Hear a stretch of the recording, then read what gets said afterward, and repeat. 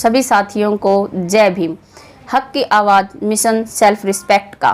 साथियों, आज मैं आपसे तस्लीमा नसरीन जी की लिखी हुई औरत के हक में बुक के भाग 2 आपसे साझा करूंगी। साथियों, लेखिका लिखती हैं, कलकत्ता के साहित्य संसद से प्रकाशित शब्दकोश पिछले 3 वर्षों से बांग्ला भाषा भाषी पाठकों के साथ रहकर उनकी सेवा करता आ रहा है।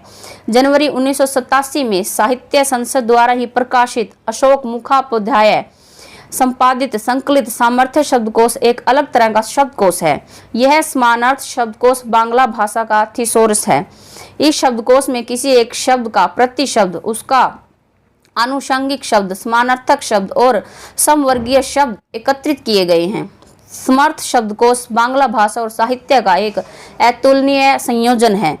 इस मूल्यवान शब्दकोश में पुरुष शब्द के समानार्थक शब्द पुरुष, मनुष्य, बेटा, छैले, छेले, मर्द, मद्दा, मद, मर्द, पुमान, मिनसे, नर, मानव, मानुष, मनुष्य, आदमी और नारी के समानार्थक शब्द स्त्री, मेय, स्त्रीलोक, रमणी, मेय मानुष, मेय छेले, महिला ललना, अंगना, वामा, रमा, मानवी, मानविका, कामिनी, अबला, औरत, जनाना, योषित, योषिता, योषा, जनी, बाला, प्रमदाजन, वनिता, भामिनी, शबरी और प्रतिप्रदर्शिनी लिखे गए हैं। यहाँ नारी के समानार्थक शब्द अधिक हैं, लेकिन ध्यान देने की बात यह है कि मनुष्य शब्द पुरुष के समानार्थक शब्द के रूप में व्यवहृत हुआ है, लेकिन नारी के समानार्थक कहीं भी उल्लेखित नहीं है। सुधीजन समादृढ़ इस ग्रंथ में पुरुष और नारी के इस अद्भुत अर्थ से मुझे बड़ी हैरानी हुई। मैं उसी तरह आश्चर्यचकित हुई जब देखा कि विश्वविद्यालय के महिला छात्रावास के दरवाजे शाम होते ही उसी प्रकार बंद हो जाते हैं जैसे मुर्गी, बत्तख वगैरह को शाम होते ही दड़बे में डाल दिया जाता है। इस बात पर हैरानी नहीं होनी चाहिए कि बहुत जल्दी इन सारे लाभदायी पालतू जानवरों के नाम नारी शब्द के समानार्थक शब्दों की तालिका में अपना स्थान बना लेंगे। एक छात्र अपनी जरूरत के मुताबिक इधर उधर जाता है, लेकिन एक छात्रा की जरूरत के कोई मायने नहीं रखती। विश्वविद्यालय में जब मेधा या प्रतिभा की बात आती है, तब लड़का और लड़की दोनों की एक तरह के अध्ययन और प्रतियोगिता में भाग लेते हैं। छात्राओं के लिए कोई कमजोर, आसान और निम्न स्तर की शिक्षा व्यवस्था तो उपलब्ध नहीं।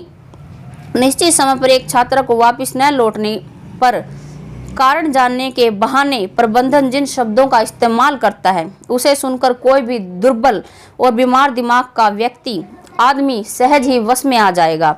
लेकिन अपने अधिकारों के प्रति सचेत लड़कियां भी इस अवैध और फूहड़ नियम को मानकर खुद प्रमाणित कर चुकी हैं कि वे असहाय, दुर्बल और पुरुषों के भोग की सामग्री हैं। वे दीवार और पहरेदार के बगैर सुरक्षित नहीं। छात्रावास का मुख्य द्वार शाम होते ही बंद कर दिया जाता है। कारांतर से विश्वविद्यालय के अध्यापक उन्हें पतिता नहीं कहते हैं और कहेंगे। दरअसल रात कोई मायने नहीं रखती, अंधकार कुछ नहीं है, दुर्घटना भी कुछ नहीं है। सबकी आड़ में एक ही उद्देश्य है और वह है नारी का दमन। सारे विपर्याय, विघ्न, बाधा, संकट, दुखमय, दुशासन, दुस्समय, उत्पीड़न का अतिक्रमण करते हुए वह फिर कहीं स्वावलंबी न हो जाए, स्वच्छंद न हो जाए, सबल और दुर्लभ्य न हो जाए। और यदि ऐसा हो गया तो बहुत असुविधा होगी, क्योंकि शिक्षित लड़कियां आधुनिक दासी होने के सर्वथा योग्य हैं। पति को मुग्ध और तुष्ट करने के लिए इनकी निर्लस रूपचर्या, इनके द्वारा बनाई गई सभा समितियां, कला संस्कृति, नारी आंदोलन, यह सब कुछ धर्म शिक्षा के साथ बंगाली लड़कियों द्वारा कढ़ाई बुनाई कर लिखे जाने वाली सती का देवता पति का ही आधुनिकीकरण है। जर्मन ग्रियर की पुस्तक फीमेल यूनान में लड़कियों के ऊंची एड़ी वाले सैंडल के आविष्कार के पीछे एक बहुत अच्छी बात कही गई है। पुरुष जब किसी पर आक्रमण करता है, तब वह खुद को बचाने के लिए दौड़ती है। वह ज़्यादा तेज ना दौड़ सके, इसलिए उनके पाँव में हाई हील यानी ऊंची एड़े वाले सैंडल की व्यवस्था की गई। तो साथियों देखिए, आपने देखा कि कैसे तस्लीमा नसरीन जी इस लेख में महत्वपूर्ण सवाल उठाती हैं और विश्वविद्यालयों में व्याप्त, जो आज भी व्याप्त है, लैंगिक भेदभाव को हमारे सामने उजागर करती हैं। साथियों, जानकारी कैसी लगी कमेंट बॉक्स में लिखकर जरूर बताइएगा। देखते रहिए हक की आवाज़ मिशन आत्मसम्मान का। जय भीम।